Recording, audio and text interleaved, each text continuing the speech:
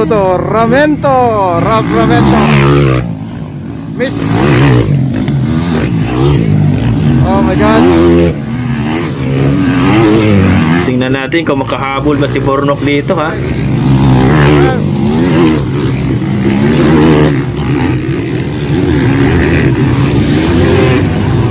Ayan.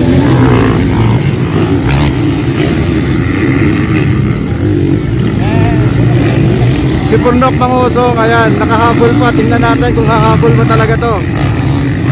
Second to the last siya kanina kasi naipit siya sa grass.